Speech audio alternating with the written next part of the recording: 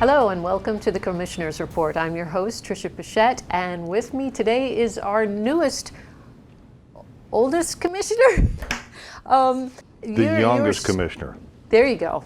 That's right. Your history here is really unique. When you first ran to be a Polk County commissioner, it was what year? 1988. Won and served 3 more terms after that for 4 terms.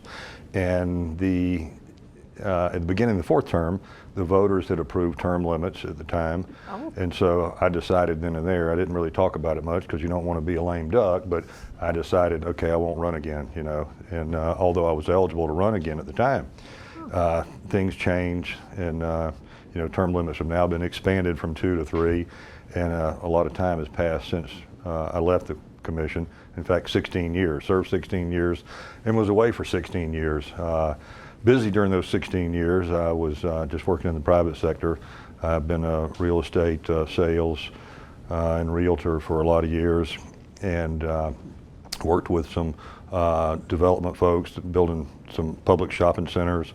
And I also was appointed by Governor Bush at that time to serve as a member of the Southwest Florida Water Management District Governing Board. Mm-hmm. That's a volunteer position. You don't get paid for it, but it's a lot of fun, and it has a huge impact on the county and the cities and how you manage the resource. What conservation lands are acquired and set aside for perpetual preservation.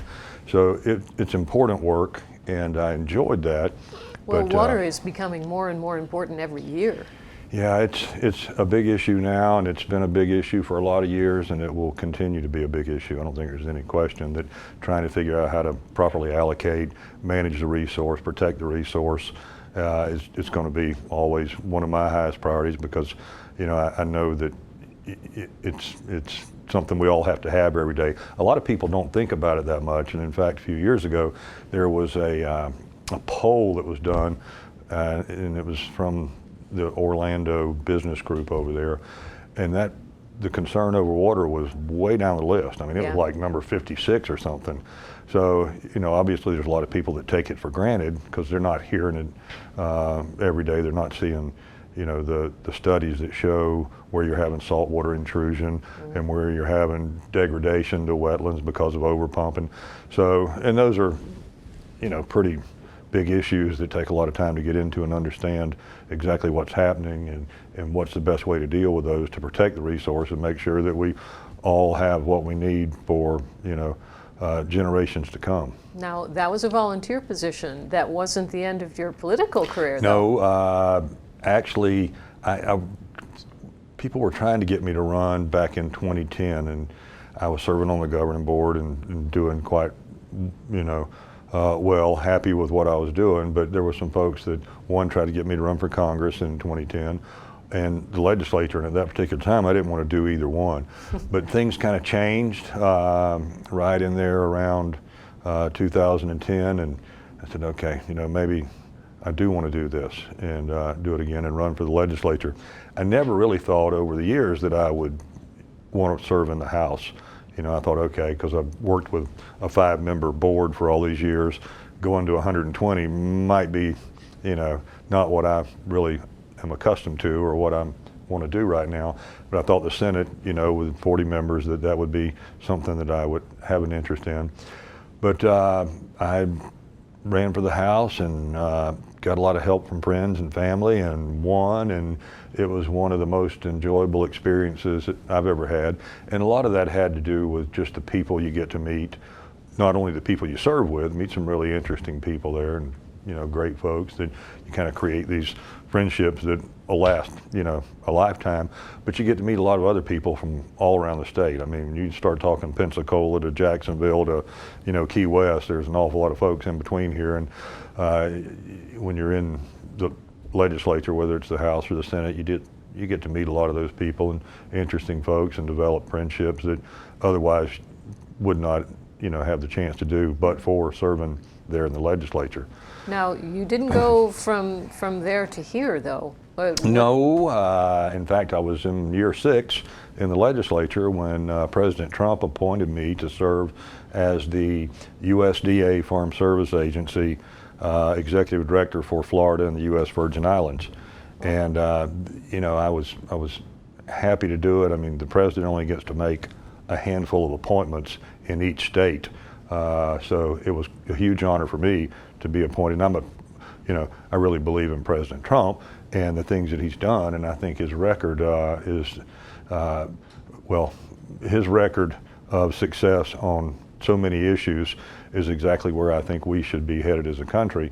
So, you know, I was a supporter, and then Dennis Ross decided not to run for Congress for re-election, and my wife mainly, probably more than anybody else, but a lot of people, you know, said you need to do this, and had a lot of fun during that campaign. It was hard, probably the hardest thing I've ever done, because raising funds for a federal race, it's different than a local race or a state race. The rules are different.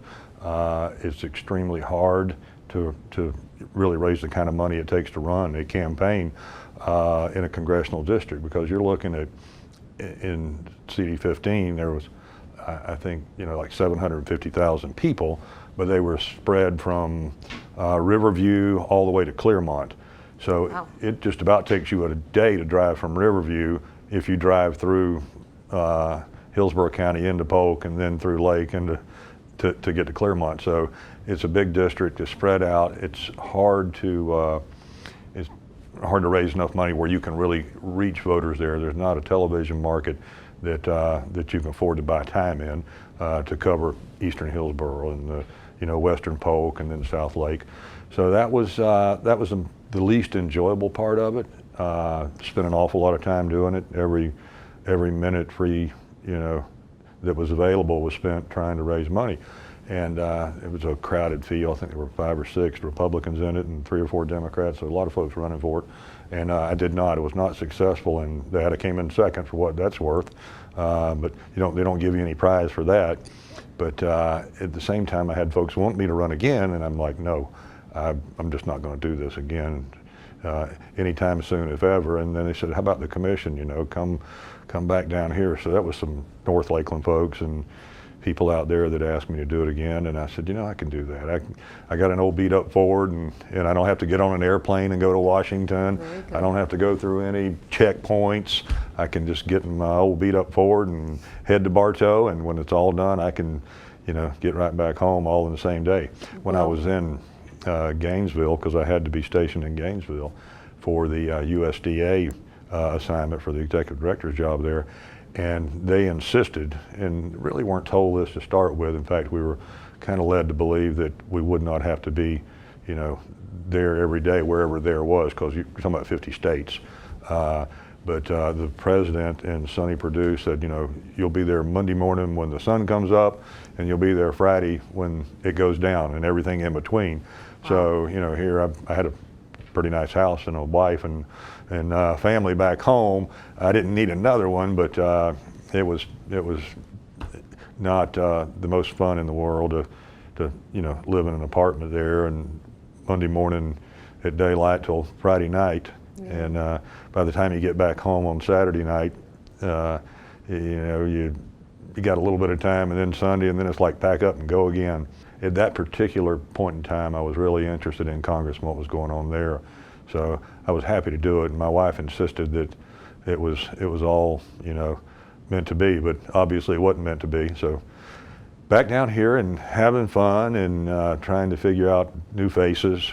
A lot of changes in 16 years. A lot of the people that I worked with are now retired and moved on. So still trying to, you know, figure out who's in various departments and you know, get to know some new people.